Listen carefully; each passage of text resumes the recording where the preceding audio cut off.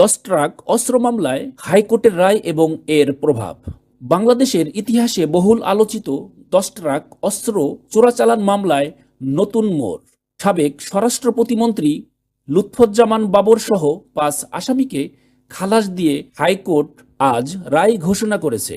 মৃত্যুদণ্ডপ্রাপ্ত সাজা কমিয়ে দেওয়া হয়েছে। এই রায় রাজনৈতিক অঙ্গন সহ সাধারণ মানুষের মধ্যে ব্যাপক আলোচনার জন্ম দিয়েছে। আজ মঙ্গলবার হাইকোর্টের বিচারপতি মোস্তফা জামান ইসলাম ও বিচারপতি নাসরিন আক্তারের বেঞ্চে ডেথ রেফারেন্স ও আপিল শুনানি শেষে এই রায় ঘোষণা করেন। এ রায়ের ফলে সাবেক স্বরাষ্ট্র প্রতিমন্ত্রী লুৎফুজ্জামান বাবরের মুক্তির পথ সুগম হল।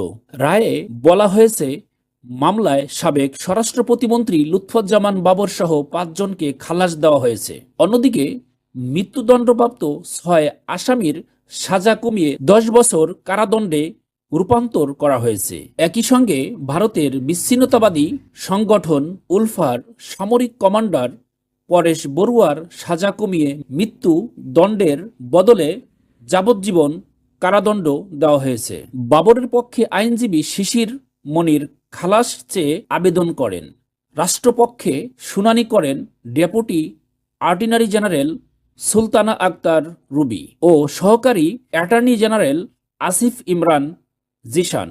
অন্য 5 আসামির পক্ষে শুনানি করেন জ্যেষ্ঠ আইনজীবী SM শাহজাহান। এই রায় বাংলাদেশের বিচার ব্যবস্থার উপর মানুষের আস্থা ও সংশয়ের একটি মিশ্র প্রতিক্রিয়া তৈরি করবে।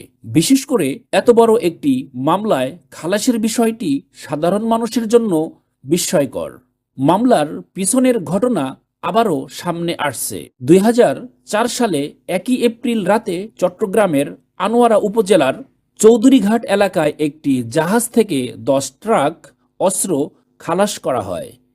এই অস্ত্রগুলো ভারতের বিচ্ছিন্নতাবাদী সংগঠন উলফার কাছে পৌঁছানোর পরিকল্পনা ছিল, তবে আইন শৃঙ্খলা বাহিনীর অভিযানে অস্ত্রগুলো জব্দ করা হয়। মামলার তদন্তে উঠে আসে উচ্চ পর্যায়ের ব্যক্তিদের সম্পৃক্ততা। এর মধ্যে সবচেয়ে আলোচিত নাম ছিল সাবেক স্বরাষ্ট্র প্রতিমন্ত্রী লুৎফুজ্জামান বাবর। তাকে প্রধান আসামি করে মামলা হয়। দীর্ঘ আইনি লড়াইয়ের পর আজকের এই রায় এসেছে। রায়ের পর সাধারণ মানুষের মাঝে মিশ্র প্রতিক্রিয়া দেখা যাচ্ছে।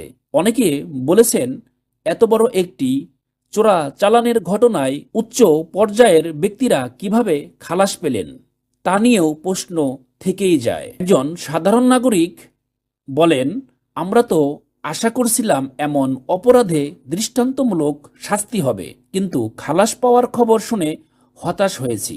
অন্য একজন বলেন, আদালতের রায় আমরা মেনে নিচ্ছি, তবে এ ধরনের রায়ের প্রভাব সমাজের উপর কি হবে সেটি ভাবার বিষয়। 10 ট্রাক অস্ত্র মামলার এই রায় একটি যুগান্তকারী সিদ্ধান্ত, তবে এটি নিয়ে বিতর্ক থামবে না, বরং প্রশ্ন আরও বাড়বে। এ রায়ের প্রভাব কতটা গভীর হবে তা সময় বলে দেবে।